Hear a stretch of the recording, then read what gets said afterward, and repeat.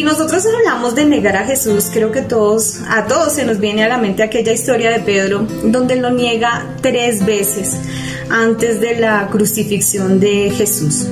De ahí, desde ese suceso donde Jesús se encuentra con la mirada de Pedro y Pedro se siente muy mal por haberlo negado, se vuelven ellos dos a encontrar, pero luego de que nuestro Señor Jesús está ya resucitado.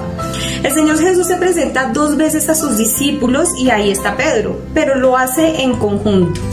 Ahora, hay una situación que había pasado entre Jesús y Pedro, que creo que Pedro llevaba más a cuestas que el mismo Jesús, recordando que lo había negado.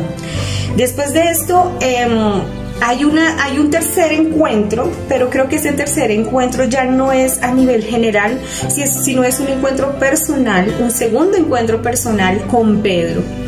Si nosotros recordamos la historia, Jesús y Pedro se encontraron, o lo hace discípulo más bien, en el contexto del mar. Está Pedro pescando y el Señor es ahí donde lo llama a ser discípulo y a hacerlo pescador de hombres. Esta tercer encuentro que pasa entre Jesús y Pedro después de resucitado está en el mismo contexto. Los discípulos, después de haber visto al Señor, vuelven a su oficio de ser pescadores, y dice la historia que ellos están en una barca y que ha sido una noche pésima de pesca.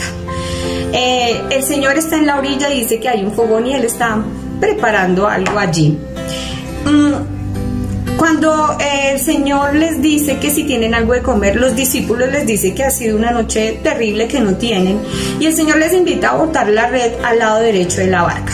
Allí nuevamente ocurre el milagro, los peces, 153 peces dice la historia, y es allí cuando el discípulo amado reconoce este tipo de milagros, reconoce la voz de quien les dijo que botaran la red, y este discípulo exclama: es el Señor.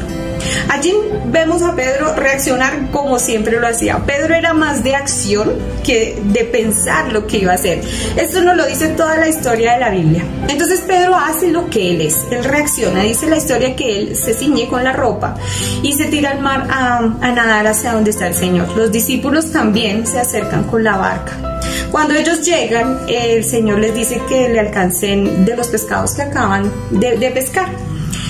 Y se acercan. Pero si yo me pongo a pensar un poco en el suceso que iba a transcurrir, el segundo encuentro de Pedro con el Señor, yo me pongo a pensar que de pronto Pedro no venía muy mirando al Señor de frente, cara a cara, de pronto un poco cabizbajo, porque él sabía que es la última vez que se habían encontrado a solas, él se había equivocado.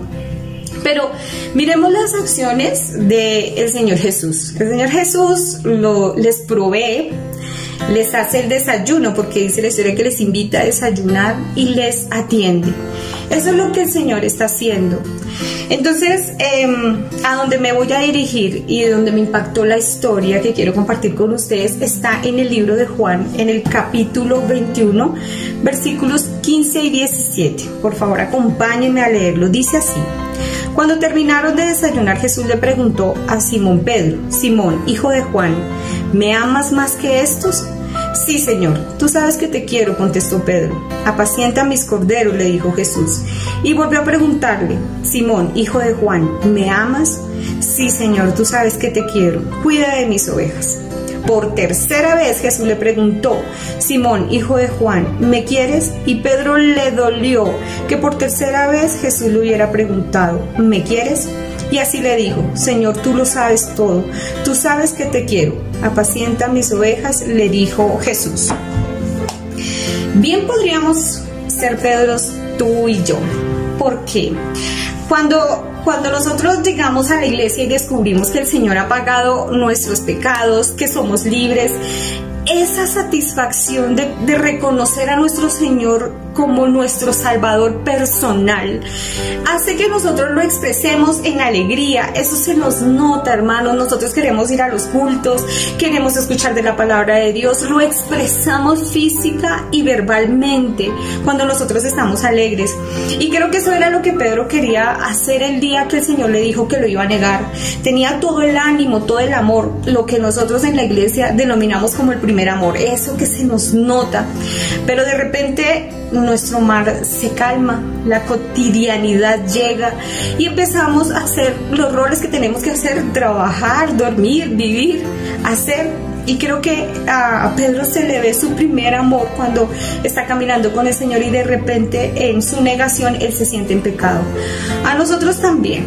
Cuando de repente nuestro mar se apacigua, cuando todo está calmado, nos descubrimos pecando, y yo creo que el Señor es la persona que más secretos personales nos tiene. De pronto nos equivocamos y ese primer amor y esas expresiones que teníamos antes ya no son iguales.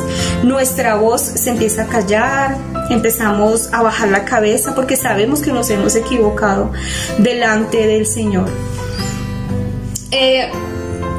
Hay una frase que esto viene de Julio César Quintero, y es que dice que los verdaderos hijos de Dios, los nacidos de verdad, aquellos que han creído en la obra, ya no podemos pecar igual. Y creo que es muy cierta esta frase. Nosotros cuando cometemos errores y vamos a pecar, el Espíritu Santo tiene una obra en nosotros y es de hacernos reflexionar sobre lo que ha pasado. Y nosotros tenemos esa reacción normal de acallarnos, de ya no ser los mismos delante del Señor, porque hay algo en nuestro corazón que no nos deja acercarnos genuinamente en oración, a buscar al Señor, ¿cierto? Ya no oras tanto, no participas tanto y empieza esa voz a decirte que tú no eres digno de hablarle al Señor porque estás en pecado. En la tercera pregunta del texto que estamos viendo, el Señor le pregunta 3 veces a Pedro que si lo ama, que si lo quiere, pero en la tercera hay algo que sucede en el corazón de Pedro y es el quebrantamiento. Esa pregunta de que si lo amas, dice la historia que acabamos de leer que a Pedro le duele mucho, y le duele porque sabe que tienen que arreglar un asunto que pasó y que solamente ellos dos sabían. Hermano, ¿te ha pasado? De repente te encuentras pecando y ya no puedes hablar de la misma manera, y en esas noches de soledad, de tristeza, tú oyes devocionales, vas a culto, participas en él, pero no es lo mismo, no puedes levantar la cabeza porque está esa voz que dice de parte del Señor: ¿me amas? Nosotros contestamos que sí, porque realmente sí amamos al Señor. Nosotros sabemos que ese amor es genuino, sino que no lo podemos decir ya muy en voz alta porque nos da vergüenza mirar al Señor sabiendo que nos hemos equivocado. Y día tras día, noche tras noche, detrás de cada devocional, nosotros sabemos que amamos al Señor y Él nos lo pregunta y seguimos respondiéndole que sí. Pero hay algo que sucede, que a Pedro le sucedió en la tercera pregunta. A nosotros nos puede suceder en cualquier momento del día, de la noche, cuando estamos pecando. Esa pregunta que el Señor nos hace a solas: si me amas, y nosotros contestamos que sí. Pero cuando ya no soportamos más este peso del pecado, esto que nadie conoce pero que el Señor sí, ya no soportamos más, y a eso lo llamamos quebrantamiento. Nosotros podemos decir que lo amamos, pero cuando nosotros ya nos cansamos de esto, hermano, la invitación está aquí. Mira que el Señor nunca le mencionó el suceso. El Señor solamente nos invita a que abandonemos ese pecado. El Espíritu Santo nos insta todos los días a que lo dejemos de practicar. Y como hijos, nosotros no nos sentimos en paz. Hermano, tal vez te está sucediendo y esta palabra viene de parte del Señor. Esto no es mío. Es esa invitación a dejar ese pecado que no te está confrontando con él. Él no te está pidiendo explicaciones, solo te dice que ya lo olvides, que lo dejes atrás, que Él lo sabe, pero no te lo va a recordar. Solamente debemos, como hizo Pedro, quebrantarnos delante del Señor y aceptar que el Señor nos perdona 1, 2, todas las veces que haga falta, siempre y cuando tú te arrepientas.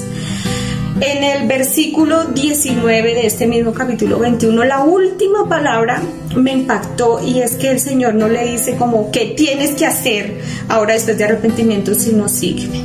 Esa es la invitación de mi Señor hoy para ti. Ese pecado que a nadie le cuentas, ese pecado que solamente está en ti, pero que te ha venido quebrantando déjalo ya, porque el Señor te perdonó como lo hizo con Pedro. No te lo quiere ni mencionar, solamente te dice: sígueme, síguelo, porque hay mucho por hacer, hay mucho trabajo que Jesús nos está invitando a realizar.